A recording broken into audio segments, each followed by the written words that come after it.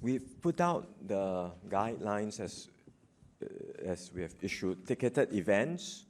We have put out the rule on ticketed events. Beyond that, we've said it's an advisory for private functions, for religious services, and we would ask all event organizers to take the necessary precautions, bearing in mind the scale of the event, and we've put 250 as a guide, but also, as I highlighted, the principles underpinning the number.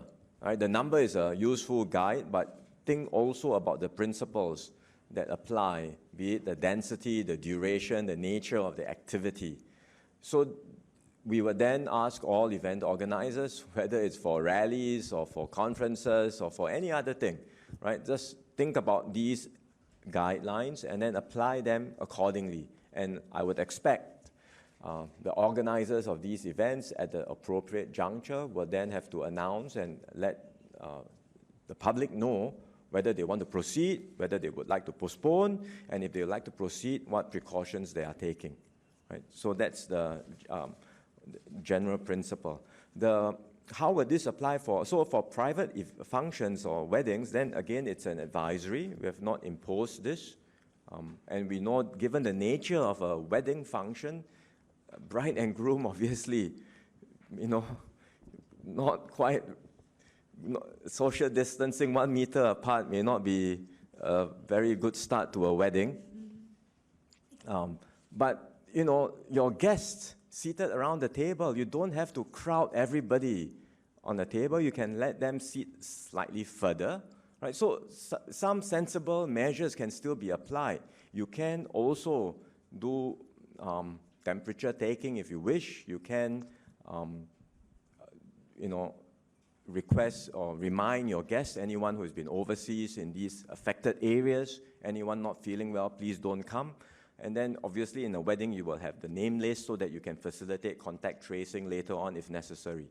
So there are sensible precautions that private event organizers, if anyone doing a private gathering, be it a wedding, a social gathering, they can take all of these sensible precautions. And that's what we are advising everyone to do. Right? Same thing for religious gatherings, religious services. As I said, we have been in touch with all the religious leaders over the past weeks, and we are continuing our engagement with them to see how each group can make suitable adjustments to the way they conduct their services in order to move in line with these guidelines. And they may not be able to completely do everything. I mean, some of them may have to have services above 250, maybe, but if they can uphold some of these social distancing principles, then I think it will be very helpful. In fact, for the Catholic Church, for example, before they decided to continue suspension of their services of Mass, just last night, they were planning to restart, and even in thinking about restarting the Mass, they were already thinking of shorter Masses, no singing during the Mass, no physical contact during the Mass, and to have the pews numbered so that eventually if there is a need for contact tracing, you can facilitate that. So those are very sensible precautions.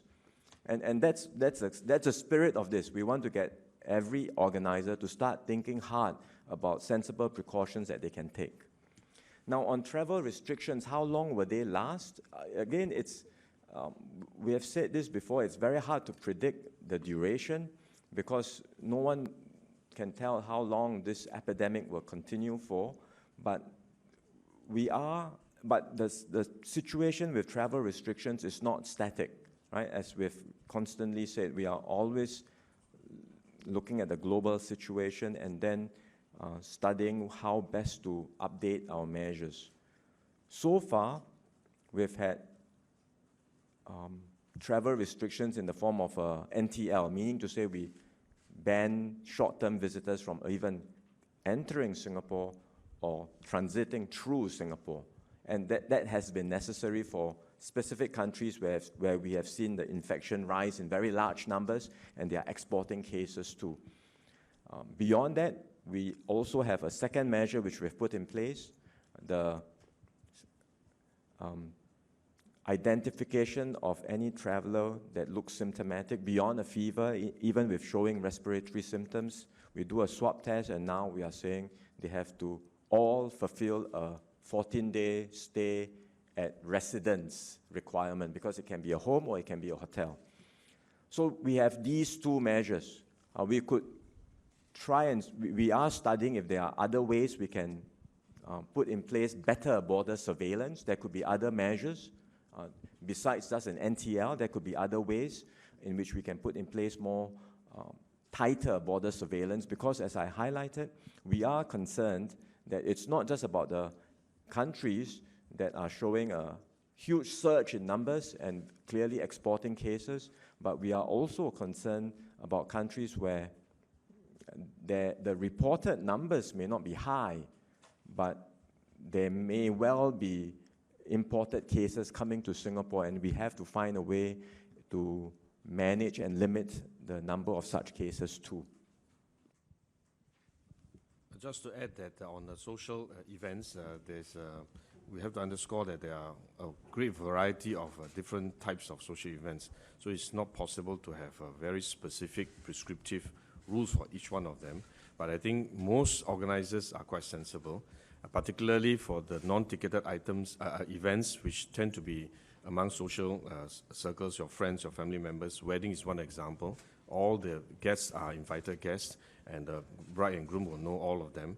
I think it is important for the bride and groom to also be mindful of the safety and health of the invited guests. So they will take the necessary precaution, exercise some judgment. I think most of them are quite sensible.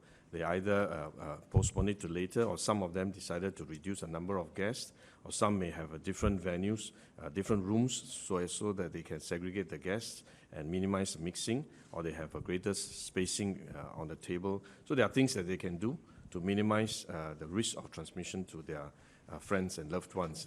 But ticketed events are slightly different, because you don't know who's sitting next to you, and contact tracing will be very difficult as well, and therefore it's treated quite differently. So ticketed events, we encourage, we say that if you are more than 250, please postpone it or defer it, unless there's a way to show that you are able to exercise sufficient precaution. For the social events, we use this as advisory, because we believe that these are your friends and family members. You would know how to protect them as well. And if you are in doubt, we are happy to discuss with you what are the possible measures that you can put in place.